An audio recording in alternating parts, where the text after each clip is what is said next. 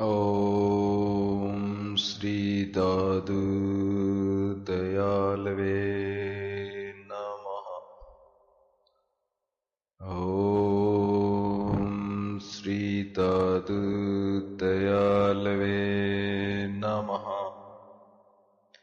ओम श्री दादू दयालवे नमः। श्री परमात्मा ने नमः। दादूराम सत्यराम संत परवर महर्षि श्री स्वामी दादू दयाल जी महाराज का संक्षिप्त जीवन चरित्र। भगवत आज्ञा से अवतरण। सागर के मध्य में सिद्ध तपस्या कर रहे थे, जिन्हें की सनंदन सनत कुमार सनक के नाम से संबोधित किया गया है। उस समय आकाशवाणी परावाणी हुई कि आप में से एक सिद्ध भवसागर में जीव निस्तारण हेतु जावे, जैसा कि जन्म लीला जनगोपाल जी कृत ग्रंथ में वर्णन है। सागर में टापुता में तीन सिद्ध ध्यान धरे, एक को जो आज्ञा हुई जीवन से तारिये। निजानंद निज ब्रह्म अपारा तीन की आज्ञा सोतन धारा। सब जीवन की पूरी आशा भक्ति हेत हरि की यो बिलासा। शब्द बंदाने सह के ताते दादू आए, दुनिया जीवी बापूरी सुख दर्शन पाए। अहमदाबाद नगर में लोदीराम जी नागर ब्राह्मण रहते थे। उनके कोई संतान नहीं थी। अतः संतान प्राप्ति के लिए संत महात्माओं की बड़े प्रेम से सेवा करते थे। प्रातः साबरमती में रोज स्नानार्थ जाते थे। एक दिन आते हुए एक तपपूत महात्मा द्वारा वरदान प्राप्त हुआ कि सुबह स्नान करने साबरमती नदी में जाने पर तुम्हें नदी प्रवाह में कमल के फूलों में क्रीड़ा करते हुए एक दिव्य ब्रह्मज्ञानी बालक की प्राप्ति होगी, जैसा कि संत गुण सागर के उद्धरण से स्पष्ट है। गे भी संत मिल्योति ही बारा करे बिनती चरण मंजारा। मांग प्राण ये वचन उचारा, तू चाहे तो देवूं सारा। तू चाहे सो देवूं तोई, भक्ति मुक्ति कामना कोई। इस प्रकार संत के मिलने पर वरदान रूप में पुत्र प्राप्ति मांगी, जिसके लिए विजन गोपाल जी कृत जन्म लीला में लिखा है। लोदीराम उवाच। सुन लो एक अरज हमारी, पुत्र बिना मम दुख है भारी।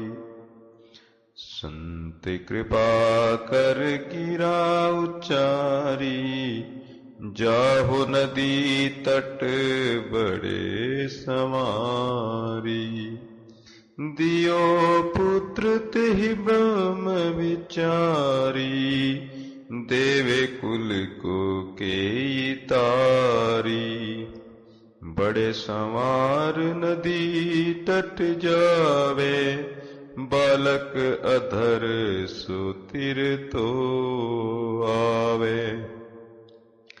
गोद माही तब ले कर आयो, गेब दूध माता के पायो। यही विधि स्वामी जन्म जुलिया, लोदीराम पुत्र यों किया। इस प्रकार एक तपपूत अज्ञात महात्मा की वाणी व शुभाशीर्वाद से अहमदाबाद में विक्रम संमत 1601 को उन्हें बाल रूप में पुत्र रत्न की प्राप्ति हुई। ब्रह्म स्नेह छा व वात्सल्य के कारण घर पर श्री लोदीराम नागर की पत्नी के स्तनों में दुग्ध आ गया और बड़े प्यार से बालक का लालन पालन होने लगा। बालक का अधिकतर अपनी वस्तु अन्य लोगों को देने के स्वभाव व परोपकार वर्ती के कारण दादू नाम रख दिया। दीक्षा।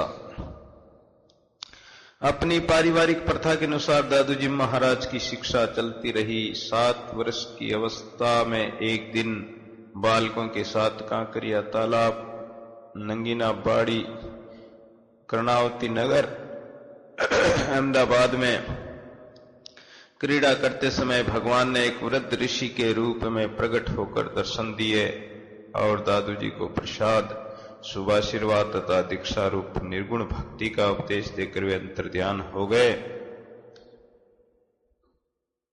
उस समय दादूजी महाराज के मुखारविंद से जो ये वाणी निकली, दादू गेब माही गुरुदेव मिल्या, पाया हम प्रसाद, मस्तक मेरे कर दरिया, दीक्षा गमगा।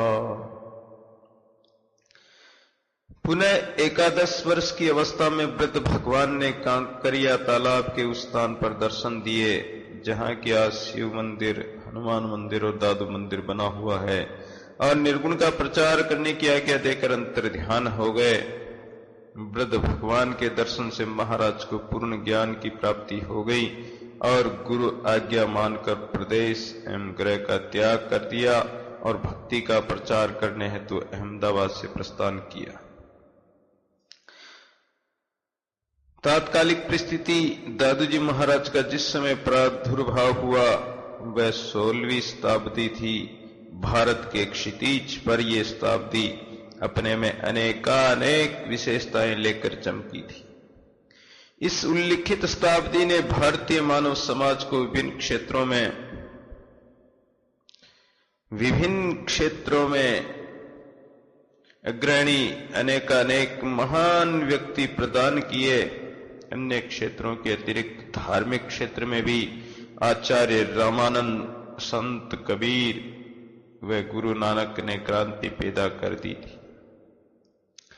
धर्म पर व ईश्वर की उपासना पर भी जाति विशेष के अधिकार व स्वत्व की परिधि टूटनी प्रारंभ हो गई थी। रामानुज संप्रदाय में दीक्षित होकर भी आचार्य रामानंद ने सांप्रदायिक घेरे को स्वीकार नहीं किया। छुआछूत की जड़ को उखाड़ फेंका। फलस्वरूप उन्होंने कबीर, नामदेव व रैदास को दीक्षा दी। गुरु नानक ने भी इस प्रकार के उनके पक्षपात रहित कार्य की प्रशंसा की। आचार्य रामानंद का यह कदम तात्कालीन प्रचलित धर्म शैली का विद्रोह था। अतः भारतीय धर्म धरा पर नवयुग का श्री ग्रहण हुआ। इस स्थिति पर संघर्ष भी होना स्वाभाविक था। वह हुआ और पर्याप्त मात्रा में हुआ। कबीर आदि को दबाने के लिए प्रतिहिंसा प्रारंभ हुई, किंतु मिथ्या अहंकार व असत्य कहां तक टिक सकता है। आचार्य रामानंद जी का अजस्त्र प्रवाह चतुर्दिक निर्बाध बह चला। कबीर ने उस भावधारा को अत्यंत बल दिया। उनकी वाणी में सच्चाई की साण से लगी तीखी धार थी। उसने धर्म को आवृत करने वाले बंधनों को काटा और दिन प्रतिदिन उक्त संतों की जगाई ज्योति प्रकाशवती होती गई।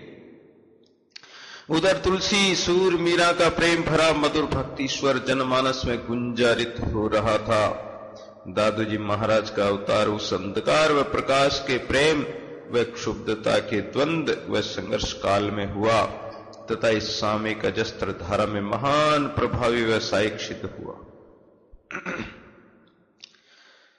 एकांत साधना। दादूजी महाराज साधना के निमित्त अहमदाबाद से पेटलाद आए, जहां उन्होंने माणक दास व ज्ञान दास को अपना ध्येय बताकर उन्हें उसी पथ पर प्रवृत्त होने की प्रेरणा की।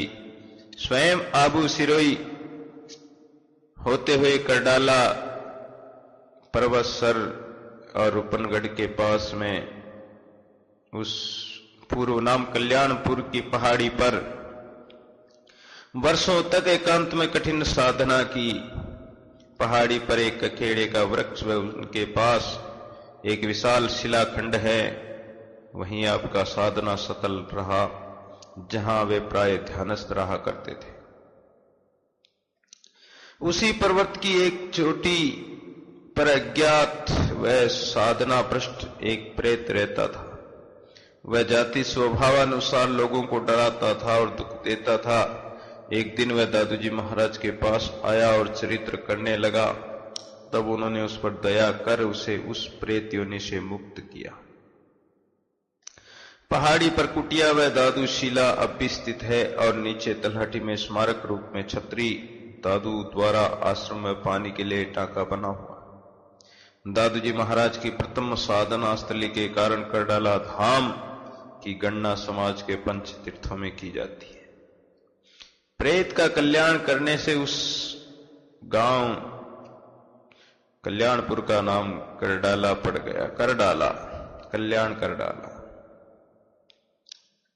इसी स्थान पर दादूजी महाराज ने पिथा नाम के चोर व कुख्यार लुटेरे को दुष्कृत्यों से प्राग मुक्त किया तथा पुनः एक बार तीर्थ यात्रा व ब्रज की रासलीला देखने के निमित्त से डाका डालकर लोगों का माल असबाब लूटने पर माल असबाब वापस करवा कर उसे पर्वत शिखर पर ही महारासलीला के दर्शन कराए।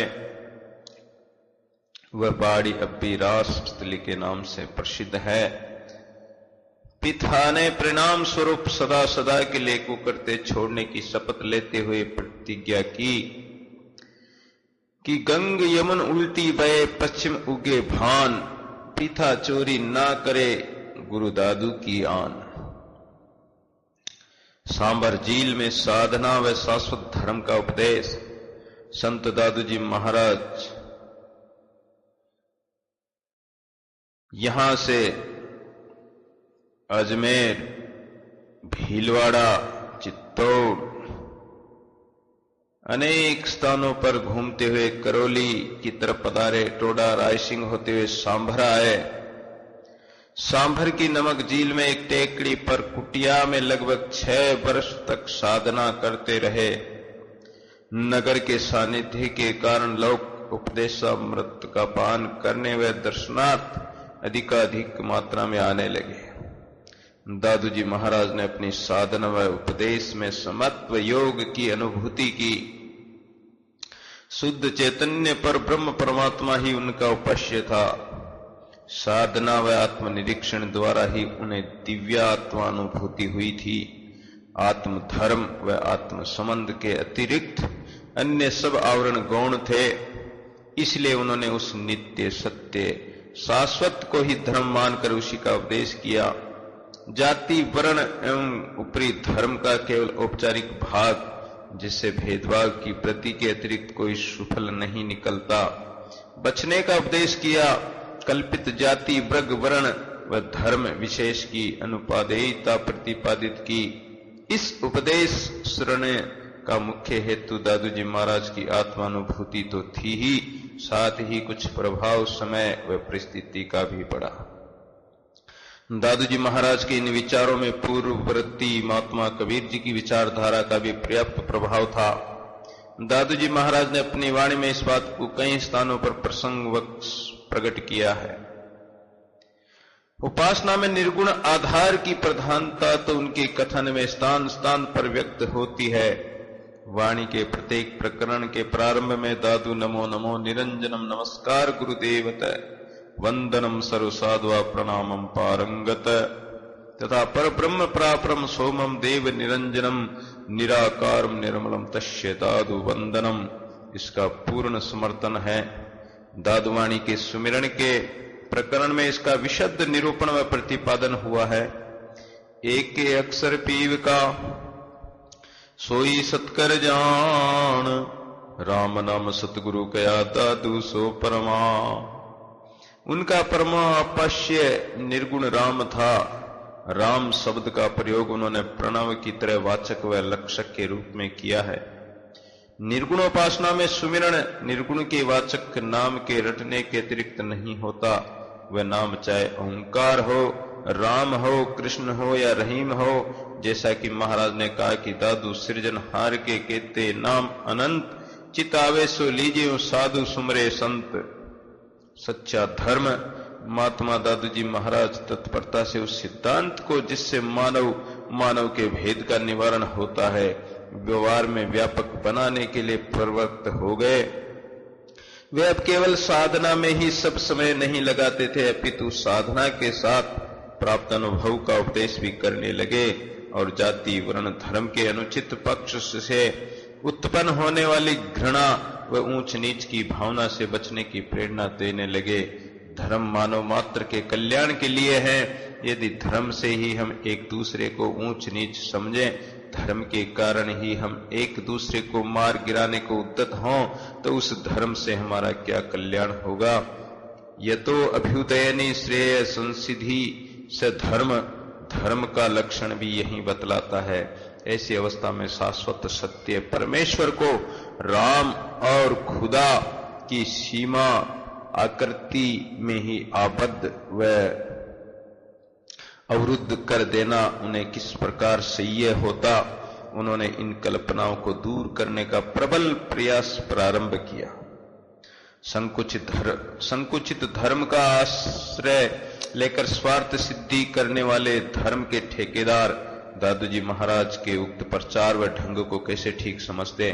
अतः दोनों हिंदू और मुसलमान ये धर्मों के व्यक्ति जो धर्म के ऊपरी आवरण के बल पर अपना जीवन व आजीविका चलाते थे, दादू जी महाराज की इस प्रेरणा से अत्यधिक उद्विग्न व क्रुद्ध हो उठे और सांभर नगर में दोनों ही पक्षों ने उन्हें हर संभव शक्ति के उपयोग से दबाने एवं समाप्त कर देने तक के निश्चय किए तथा कई प्रकार के षड्यंत्र भी किए।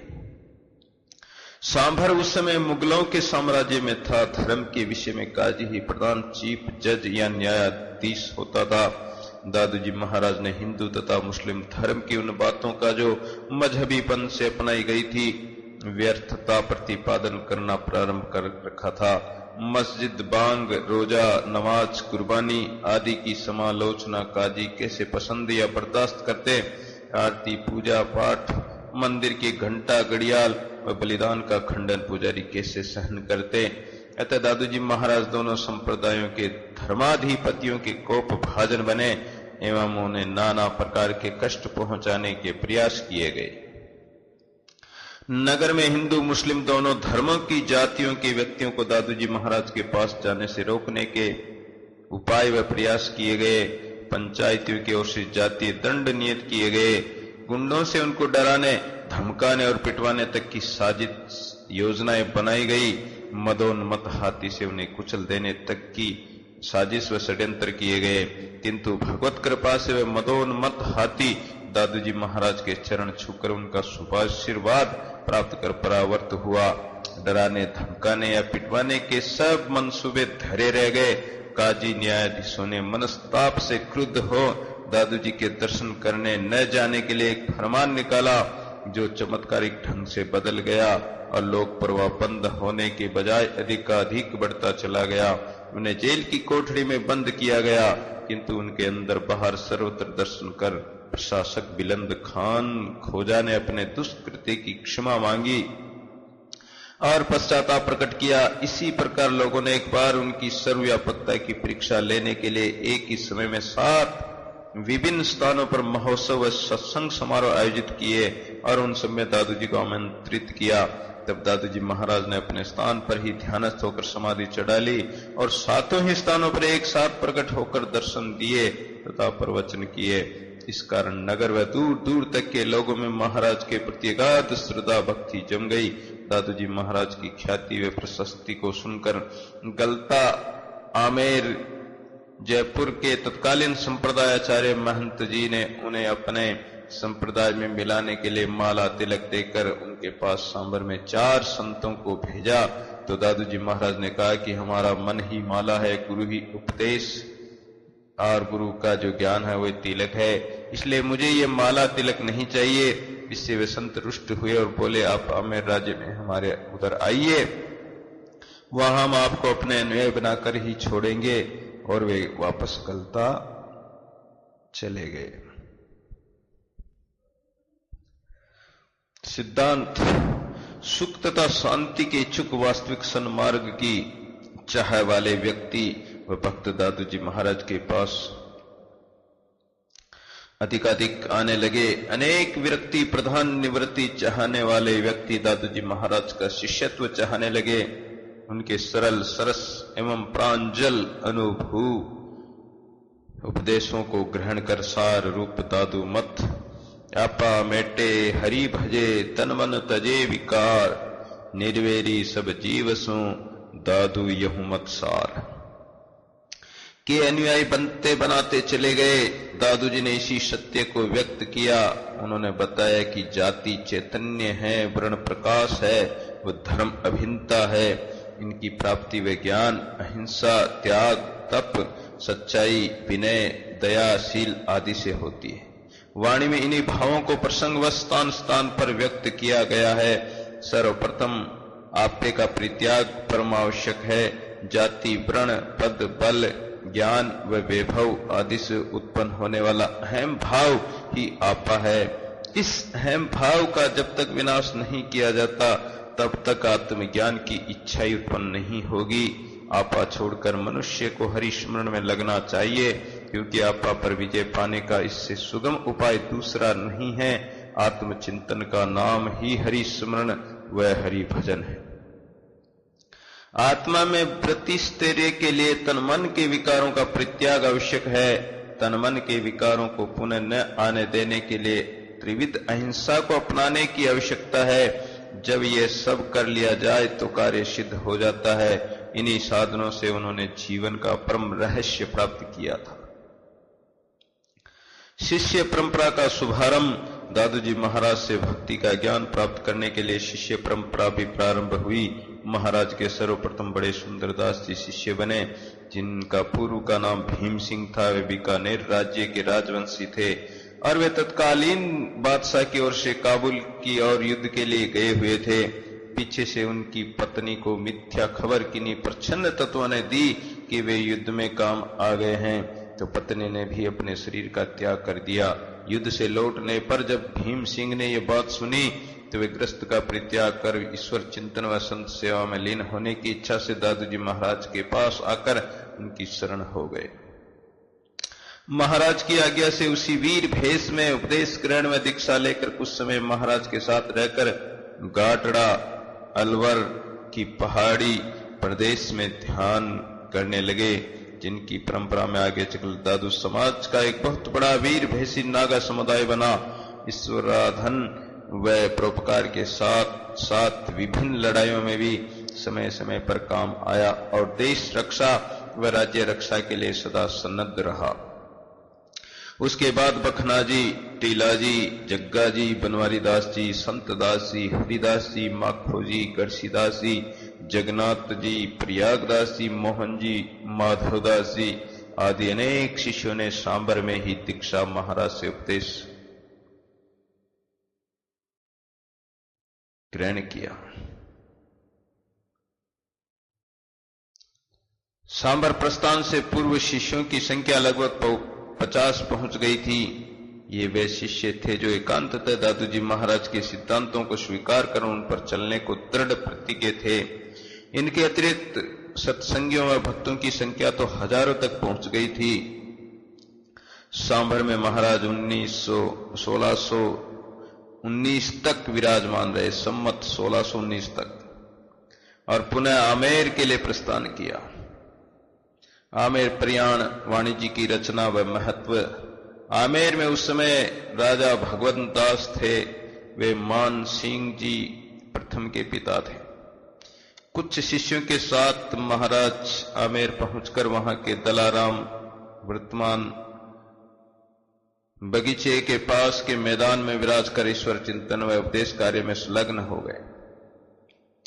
आरंभ में सांभर की तरह आमेर में भी दादू जी महाराज का विरोध होना स्वाभाविक था और वह हुआ।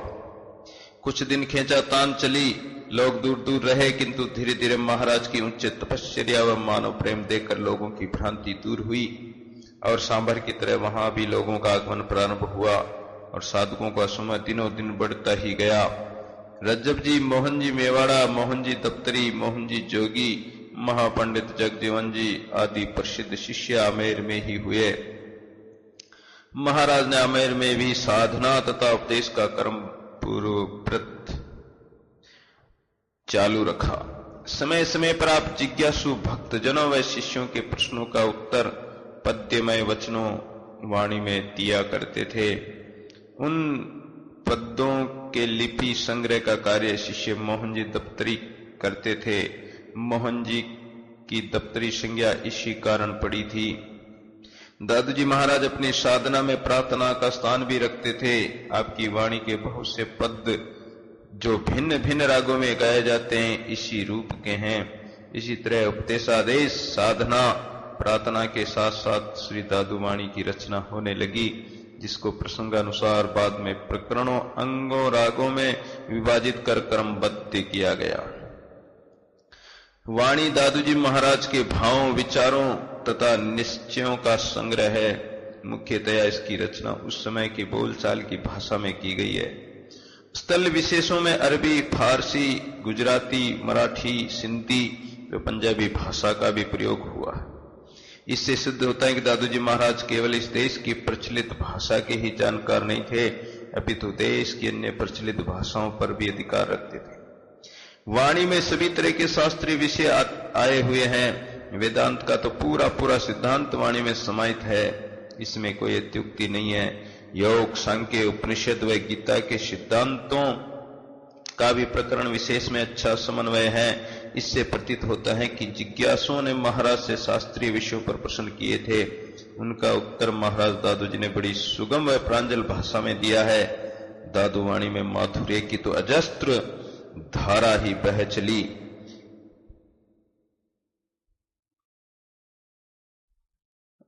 वाणी के पठन से कभी अरुचि नहीं होती, अपितु उत्तरोत्तर अभिरुचि बढ़ती ही जाती है। रूढ़ियों की व्यर्थता बताई गई है, पर शब्दों में कपटुता व तीव्रता बहुत कम आ पाई है। किसी भी खंडनीय बात का खंडन बहुत ही सदे हुए शब्दों में किया गया। यही कारण है कि वाणी का प्रवाह अत्यंत निर्मल है। वाणी के प्रवचन में घृणा पैदा करने वाली कोई रचना नहीं है।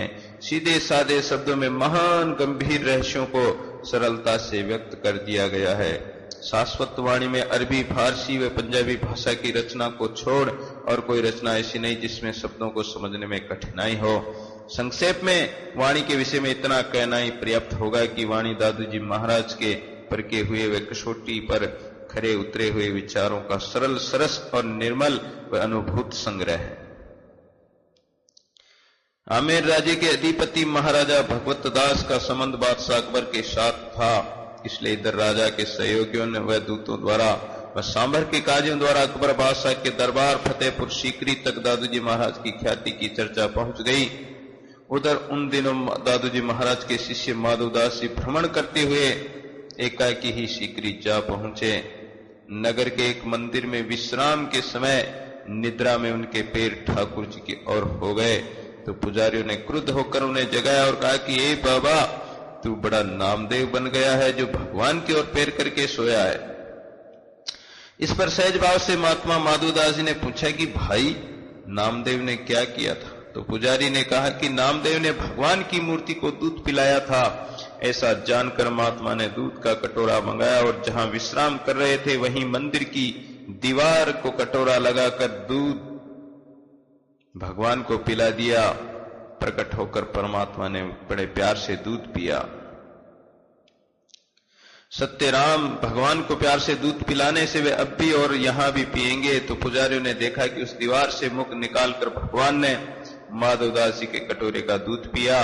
इस घटना से पुजारियों व पंडित तुलसीदास, जो अकबर दरबार का मान्यता प्राप्त विद्वान अधिकारी था, नवरत्नों में था, उसकी प्रतिष्ठा को धक्का लगने की आशंका हुई और उन्होंने महात्मा माधवदास जी को दम्भी, लंपट और पाखंडी बताकर उन्हें युक्ति से मार देने के लिए षड्यंत्र रचकर परीक्षा लेने के बहाने से खूंखार शेर के पिंजरे में डलवा दिया। रात भर वे और शेर दोनों पिंजरे में रहे। प्रातःकाल कौतूहलवश हजारों लोगों ने देखा तो सिंह डरा हुआ पिंजरे के एक कोने में छिपा हुआ बैठा मिला और महात्मा पिंजरे के बीच ध्यानस्थ बैठे मिले। ये जानकर स्वयं बादशाह अकबर आया और महात्मा को पिंजरे से निकाल कर उनसे हुए दुष्कृत्य के लिए क्षमा याचना की। अकबर की दर्शन इच्छा इस प्रकार दादूजी महाराज के शिष्य के प्रत्यक्ष चमत्कार को देखकर बादशाह को महात्मा संत दादूजी से भेंट व उनके दर्शनों की प्रबल अभिलाषा हुई। इसलिए बादशाह ने राजा भगवत दास के माध्यम से उन्हें शीघ्र लाने का आग्रह किया, या फिर स्वयं आमेर जाकर दर्शन करने का संकल्प राजा को बताया। ऐसी स्थिति में राजा बड़ी दुविधा में पड़ गए। इधर तो बादशाह का आग्रह, उधर वितराग महात्मा की इच्छा। क्या मालूम महाराज पधारे या मना कर दें, क्योंकि वे किसी के आग्रह या चाह के प्रति तो है नहीं। ये सब स्थिति राजा के सन्मुख थी और वे बड़े उदास व अन्य मनस्क थे, किंतु एक उनके विशेष कृपा पात्र व भृत्य व सहयोगी सुजाजी खींची थे। उन्होंने राजा की व्यथा ताड़ ली और राजा से कहा, महाराज मैं महाप्रभु दादूजी को यहाँ शीघ्र ले आऊंगा, आप चिंता ना करें। वह शीघ्र से आमेर महाराज के पास आ गया और कुछ दिन रहकर युक्ति बुद्धि व सेवा भक्ति से महाराज दादूजी को प्रसन्न करके शीघ्र पधारने की अनुमति प्राप्त कर ली। यात्रा करते हुए शिष्यों सहित महाराज शीघ्र पधारे। शिष्यों में शीघ्र यात्रा के समय महाराज के साथ टीला जी, चांदा जी, जगजीवन जी, श्याम जी, जगदीश जी, धर्मदास जी व जग्गा जी, ये 7 शिष्य थे। शीघ्र प्रस्थान शीघ्र में महाराज राजा भगवतदास के यहाँ शिष्यों सहित विराजे। बादशाह अकबर ने अबुल फजुल खान खाना, राजा बीरबल तथा पंडित तुलसी राम के माध्यम से महाराज दादूजी की सब प्रकार की जानकारी प्राप्त कर नित्य प्रति होने वाली चर्चा से भली भांति समझ लिया कि वस्तुतः दादूजी महाराज उच्च कोटि के महापुरुष हैं और वह ऐसे महापुरुष के शुभागमन से बहुत प्रसन्न हुए। एक दिन बादशाह ने राजा जी व अन्य सहयोगियों के माध्यम से दादूजी महाराज को दरबार में पधारने का निवेदन कर एक पूर्व से सुनिश्चित योजना अनुसार राजकीय समारोह का आयोजन किया। महाराज दादूजी ने दरबार के मुख्य द्वार पर प्रवेश करने पर देखा कि सभी लोग अपने अपने सुरक्षित स्थानों पर खड़े हैं, किंतु उनके बैठने के लिए कोई योग्य स्थान निर्धारित नहीं है। वास्तव में बादशाह ने दादूजी महाराज की परीक्षार्थ ही यह आयोजन किया था। महाराज ने दूरदृष्टि से सब कुछ जानकर संकल्प मात्र से तेजोमय तखत की सद्य रचना कर सभा के मध्य ऊपर की ओर उस पर विराजमान हो गए।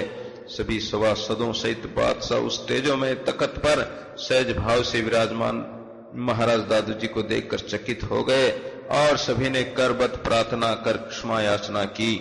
तत्पश्चात अकबर की विशेष प्रार्थना पर महाराज दादूजी ने उपदेश दिया।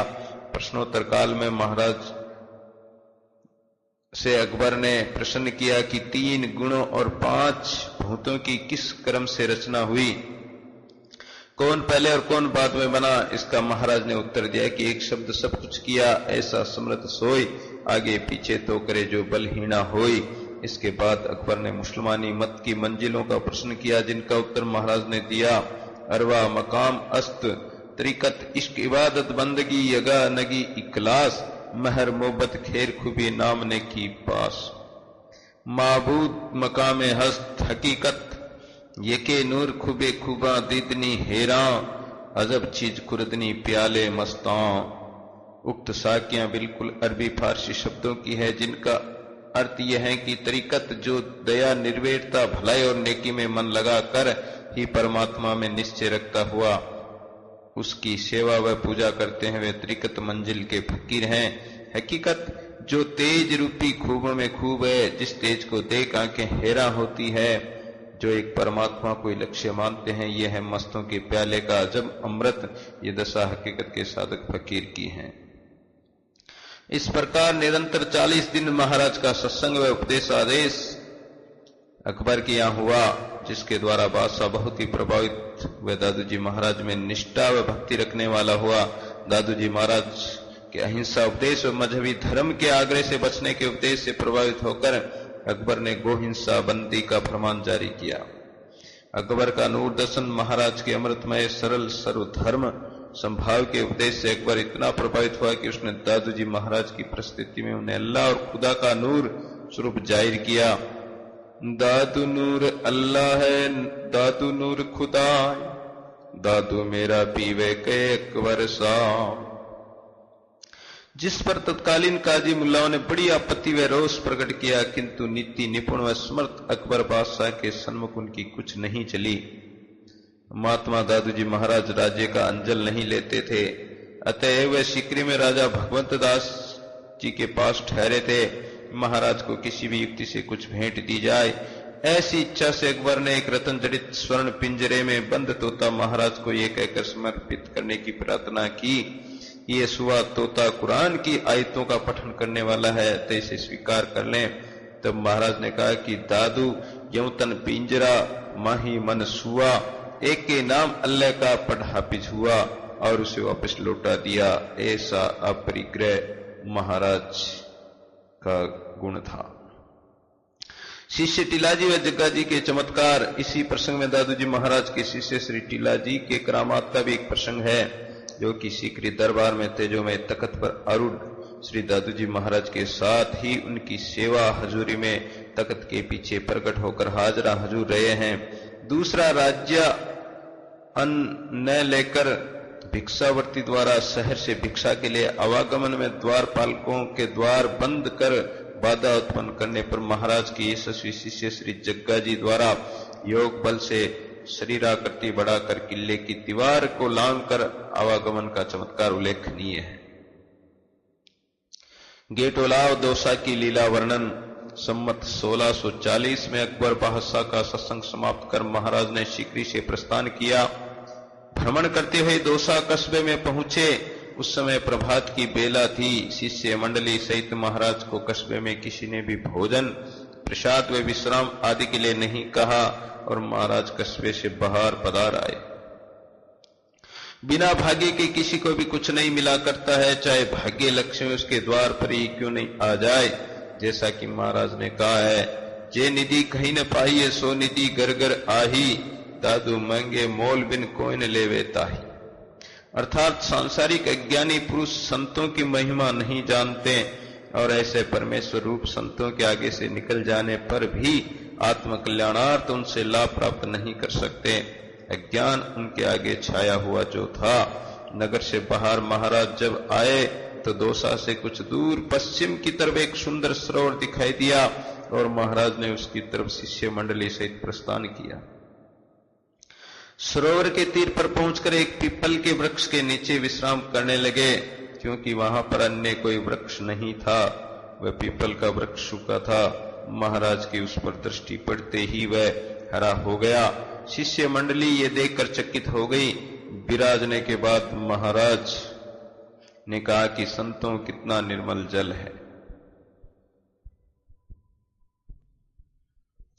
महाराज ने कहा संतों कितना निर्मल जल है, स्नानादि कर लो।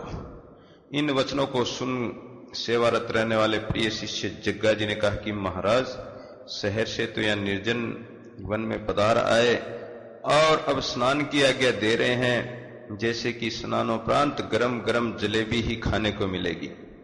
महाराज की ये सारी लीला ही थी और संत मंडली में ईश्वर के प्रति प्रगाढ़ विश्वास कराना था। ऐसे वचन सुनकर महाराज बोले कि संतों, ईश्वर में विश्वास नहीं है, जब ही ऐसी बातें करते हो उस पर विश्वास रखो, वही सर्व कामना पूर्ण करने वाले हैं। फिर जलेबी उस परमेश्वर के लिए क्या बड़ी बात है, वह तो सबका पालन करने वाला है। इसी आशय का शब्द भी महाराज ने कहा है, पूर रया परमेश्वर मेरा, अण मांग्या देवे बहु तेरा, सिरजनहार सहज में देई, काहे दाय मांगे जन लेई, विशंबर सब जग को पूरे, उदर काज नर काहे जूरे, पूरक पूरा है गोपाल, सबकी चिंत करे दरहाल, समृत सोई है जगन्नाथ, दादू देख रहे संग साथ। संतों ने स्नानोपरांत देखा कि लक्ष्मी जी स्वयं जलेबी की छाप टोकरी लिए खड़ी है। संतों की दृष्टि पड़ते ही लक्ष्मी जी लिप्त हो गई और टोकरी को संतों की तरफ प्रवाहित कर दिया। महाराज की आज्ञा अनुसार टोकरी निकालकर महाराज के सम्मुख रख दी गई। संतों के मन में भ्रम जानकर कि जलेबी थोड़ी आय और मंडली अधिक है। महाराज ने पंक्ति लगवा कर स्वयं परोसना प्रारंभ किया और पूर्ण तृप्ति के बाद अवशिष्ट जलेबी सहित टोकरी पुनः सरोवर में छोड़ दी, जो कि लुप्त हो गई। यहां ही महाराज ने सर्वव्यापक प्रभु की सत्ता बतलाने के लिए सहस्त्र संतों को लीला बतलाई और 24 अवतारों का भी स्वरूप दर्शन कराकर ज्ञान को दूर किया, जैसा कि निम्न पद्य से स्पष्ट है। पर्यो हिमिगर हिमगिरि से कर साये, बिराजे सर तट पर आए। प्रकृति को आज्ञा फरमाई, जलेबी ताजा मंगवाई। भोजन कर बंद पे, करी भक्त की सहाय। संत समय में लो भरवायो, सहस्त्र रूप दिखाए। कुमति दुविधा उनकी जारी, दया निधि दादु सुखकारी।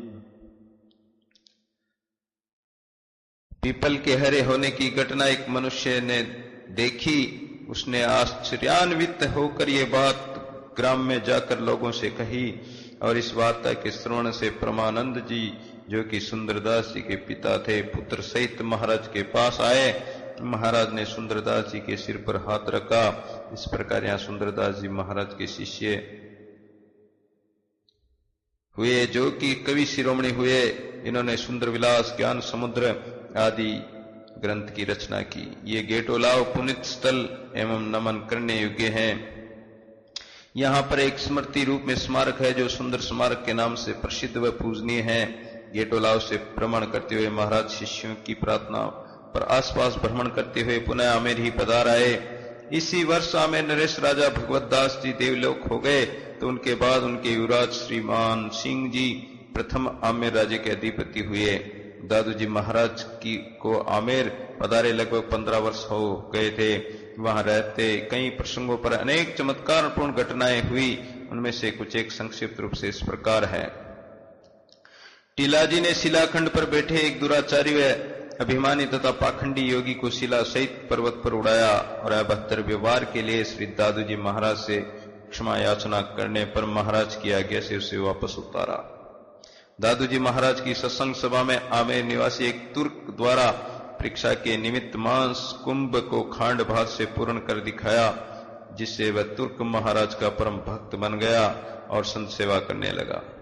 केदार देश के टापू में एक परम भक्त रज्जब शाह व्यापारी की माल से भरी जहाज को आमेर की सत्संग सभा में सहसा हाथ उठाकर उबारते हुए महाराज का हाथ पानी में गीला होने पर उक्त दुर्घटना से भक्त की रक्षा करने का प्रकरण सुनाकर सत्संग सभा को आश्चर्यचकित किया और हजारों मील दूर भक्त की प्रार्थना पर उसकी रक्षा की। आंधी ग्राम में सत्संग। सम्मत 1647 से 1648 तक 2 वर्ष महाराज आंधी में भक्त पूर्णदास जी के आग्रह पर विराजे और सत्संग किया। ग्राम तथा आसपास की जनता भारी मात्रा में दादू जी महाराज की भक्त बन गई। तब वहां शिष्य जगन्नाथ जी को उपदेश व साधना के निमित्त रखकर स्वयं शिष्यों सहित आमेर व वहां से भूरसी ग्राम भ्रमण करते हुए भक्त पिता के विशेष आग्रह पर करडाला कल्याणपुर पधारे। करडाला में महाराज ने 1 वर्ष तक एकांत साधना की। मारवाड़ की यात्रा, उपदेश व लीला। तत्पश्चात दादू जी महाराज 50 वर्ष की अवस्था तथा सम्मत 1652 में भ्रमणार्थ मारवाड़ की तरफ पधारे। मारवाड़ भ्रमण के समय महाराज की बड़ी ख्याति सुनकर तत्कालीन बीकानेर नरेश भूटिया राव ने महाराज को आग्रह पूर्वक खाटू ग्राम में निमंत्रित किया, किंतु वहां के धर्मभीरु व स्वार्थी लोगों ने राव को भ्रांत कर महाराज को कष्ट दिए और मस्त हाथी से कुचलने तक का षड्यंत्र रचा। महाराज के पास उस समय गरीबदास जी व रज्जब जी 2 ही शिष्य थे। नशे में चूर हाथी दौड़ता हुआ महाराज के पास आया, किंतु चरणों को अपनी सूंड से छूकर नतमस्तक होकर वापस चला गया। इस प्रत्यक्ष घटना से राव भुर्टे की आंखें खुली और दादूजी महाराज के चरणों में आ गिरा और उनके साथ गलती से हुए दुर्व्यवहार के लिए क्षमा याचना की। महाराज उसके आग्रह पर कुछ दिन खाटू में रहे और उपदेश कर राव सहित अनेक भक्तों की ज्ञान पिपासा को अपनी मधुर वाणी व सत्संग से तृप्त किया। नरैना व भैराणा की प्रथम यात्रा तथा आमेर में लीला। दादूजी महाराज खाटू से आलनवास और ईडवा में सत्संग कर तटस्थ भक्तों को भक्ति ज्ञान अमृत पिलाते हुए शिष्य श्री बखना जी की प्रार्थना पर नरैना ग्राम में कुछ दिन विराजे। तत्पश्चात शिष्य उद्धवदासी की विनती पर भैराणा पहाड़ पर जाकर भ्रमण करते हुए पुनः आमेर पधार गए। आमेर में रहते हुए एक दिन का बड़ा ही चमत्कारिक प्रसंग है। दादूजी महाराज के शिष्य मोहन जी दफ्तरी उन दिनों मालवा के सिरौंज ग्राम में सत्संग करते थे, तो प्रसाद के समय समारोह स्थल पर श्रद्धालु भक्तों की इच्छा पर कि ये प्रसाद परम गुरु दादूजी महाराज ही आरोगे तो ही परम सौभाग्य हो, ये कहकर उन्होंने थाल ऊपर किया तो वह आकाश में अदृश्य हो गया। वह थाल इधर आमेर प्रसाद के समय महाराज के सामने चौकी पर आया तो पास में भोजन हेतु पंक्ति में बैठे संतों ने आश्चर्यान्वित हो उस दिव्य प्रसाद थाल के विषय में पूछा। इस पर महाराज ने बताया कि मालवा से मोहन दफ्तरी ने संतों के लिए भेजा है और उसमें से प्रसाद लेकर थाल को वापस कर दिया। कुछ ही समय में ध्यानस्थ बैठे मोहन जी दफ्तरी व भक्तों के सन्मुख सिरौंज में वह थाल आ गया। तब मोहन जी ने सभी भक्तों को थाल में से प्रसाद दिया और भक्तजन कृत करते हुए मोरड़ा ग्राम में सत्संग व बिणजारों को उपदेश। आमेर से दादूजी महाराज टेटड़ा ग्राम व सांबर आदि में सत्संग भ्रमण करते हुए पुनः करडाला पधारे और वहां कुछ दिन रहकर निकट मोरड़ा ग्राम में बिणजारा जाति के सामूहिक पड़ाव पर उनकी प्रार्थना व आग्रह से वहां पधार कर उन्हें सत्संग समारोह के माध्यम से भक्ति का उपदेश कर सेवक बनाकर सन्मार्ग पर अग्रसर किया। मोरड़ा ग्राम में निकट ही एक तलाई व भारी वट वृक्ष के पास छोटा सा स्मृति चिन्ह अब भी विद्यमान है। शिष्य परंपरा का व्रत दादूजी महाराज सांभर में प्रथम बार विराजे, तभी से शिष्यशाला का शुभारंभ हो गया और सैकड़ों दीक्षित शिष्य बन रहे थे, किंतु उपदेश ग्रहण कर शिष्य व अपने को श्रद्धालु सेवक मानने वाले व्यक्तियों की संख्या तो लाखों ही हो गई थी। जैसा कि जनगोपाल जी कृत जन्म लीला व माधोदास जी कृत संत गुण सागर में उनका वर्णन है। ब्राह्मण, क्षत्रिय, वैश्य, शूद्र व मुसलमान सभी वर्गों के व्यक्तियों ने महाराज का सत्संग किया तथा शिष्यत्व सेवकत्व स्वीकार किया। सौख्या, महरवाल, बियाणी तथा केजरीवाल आदि महाजनों वैश्यों की कुछ जातियों ने महाराज का सामूहिक रूप से शिष्यत्व स्वीकार किया था। क्षत्रियों में भी उस समय के कई राजा महाराजा व रईसों की दादूजी महाराज में पूर्ण श्रद्धा व भक्ति थी। शिष्य प्रशिष्यों का पूरा विवरण स्वतंत्र रूप से माधवदास जी ने अपनी रचना राघवदास जी ने अपनी रचना भक्तमाल में दिया है। हृदय राम जी व लालदास जी कृत शिष्य नामावली में उल्लेख है कि दादूजी महाराज की जितने शिष्य हुए उनमें 152 प्रधान शिष्य थे, जिनमें से 100 तो ऐसे वितरागी थे कि जिन्होंने प्राय व्यवहारता का श्रोता परित्याग ही कर दिया था और वे अनवरत आत्मचिंतन में ही लीन रहे। उन्होंने न तो पीछे कोई शिष्य किए न कोई किसी विशेष स्थान पर ही स्थायी रूप से रहे।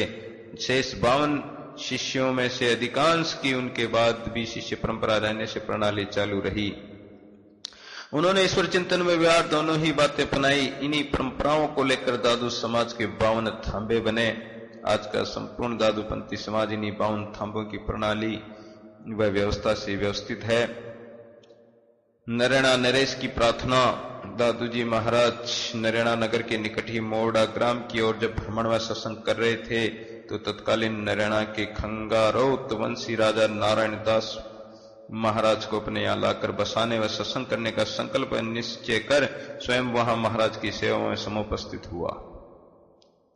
उसकी प्रार्थना पर शिष्यों सहित महाराज ने नरैना ही विराजने का निश्चय कर लिया और राजा के साथ पधार आए। इधर नरैना के कई स्वार्थी तत्वों ने राजा को बताया कि दादूजी के यहाँ रहने से तुम्हारा वंश ही समाप्त हो जाएगा, और दादूजी महाराज ने भी राजा से कहा कि छत्तर या पत्तर दोनों में से जिसे भी चाहो रख लो। तो राजा नारायण दास ने कहा कि महाराज चाहे छत्र चला ही जाए, मैं तो आप संतों को ही नगर में रखूंगा और सत्संग द्वारा कल्याण करूंगा। नरेणा दादू धाम में पदार्पण में राजा नारायण दास को उपदेश। इस प्रकार राजा ने दादू जी महाराज को पूर्ण श्रद्धा तथा निष्ठा से अपने नगर में विराजमान किया। प्रथम 3 दिन महाराज राजा के किले के सन्मुख स्थित श्री रघुनाथ जी के मंदिर राज मंदिर में 4 भुजा मंदिर में विराजमान हुए और सत्संग किया। तत्पश्चात 8 दिन त्रिपोलिया स्थान पर विराजे। 8वें दिन महाराज के आसन के पास एक दिव्य सर्प प्रकट हुआ और उसने उन्हें अपने साथ प्रस्थान करने का फण से संकेत किया। दादू जी महाराज भगवद आज्ञा मानकर उसके पीछे पीछे तालाब में जल के ऊपर स्थल की तरह चलकर और पश्चिम की ओर स्थित राजा के राजबाग व तालाब के मध्य की पाल पर जंगल में स्थित सुरम्य समी वृक्ष खेजड़ा के नीचे महाराज को विराजने का संकेत कर वह नागराज में अदृश्य हो गया। इस समी वृक्ष, इस खेजड़ा के वृक्ष के नीचे महाराज ने कुछ समय शांत रूप से साधना की, भक्ति ज्ञान का प्रचार व सत्संग कर लोक कल्याण किया। नरेणा नगर में महाराज ने अपने एक शरीर द्वारा साधनाएं, उपदेशादेश व सत्संग के अंतिम क्षण बिताते हुए अपने अनेकानेक शिष्य प्रशिष्यों तथा श्रद्धालु भक्तजनों को वाणी के माध्यम से निरंजन राम की भक्ति का मार्ग दिखाया। तदंतर समस्त शिष्यों व भक्तों को एक दिन भगवत आज्ञा से अपने ब्रह्मलीन होने की इच्छा व्यक्त कर समस्त प्रकार से उन्हें आश्वस्त व पारितोषिक कर 58 वर्ष 2 मास और 15 दिन की अवस्था पूर्ण कर शुभ मिति ज्येष्ठ कृष्णा अष्टमी शनिवार सम्मत 1660 विक्रम को सत्यराम का उच्चारण कर परब्रह्म में लीन हो गए। दादू जी महाराज की एक लीला समाप्ति से पूर्व की उनकी आज्ञा व आदेशानुसार उनके शरीर को समस्त शिष्य एक सुंदर पालकी में विराजमान कर राजा महाराजा और जन समुदाय के समूह के साथ संकीर्तन करते हुए नरेणा से पूर्व दिशा की ओर 10 मील पर स्थित भेराना पहाड़ के पास ले गए। वहां खौड़ में पालकी रखकर अंत्येष्टि संस्कार संबंधी विचार करने लगे तो उसी समय रज्जब जी को पहाड़ के बीच महाराज के दर्शन हुए और उन्होंने अन्य उपस्थित समस्त संतों को महाराज के दर्शन कराए। महाराज सत्यराम शब्द द्वारा अभिवादन कर अंतर्ध्यान हो गए। पालकी में देह को ढूंढा तो वहां केवल पुष्प मिले। इस प्रकार गुरु दादू अरु कबीर की काया भई कपूर, रजब अजब देखिया सगुण ही निर्गुण नूर। ये परम गुरु परम मैष्ट देव महर्षि श्री दादू दयाल जी महाराज का संक्षिप्त जीवन चरित्र है। और जिन सज्जन महापुरुषों को परम गुरु श्री दादू दयाल जी महाराज का जीवन चरित्र पूर्ण रूप से पढ़ना है तो श्री दादू चरितामृत नाम से ग्रंथ है, उसको पढ़ें। उसमें दादू जी महाराज का संपूर्ण जीवन चरित्र वर्णित है। दादू राम सत्य राम।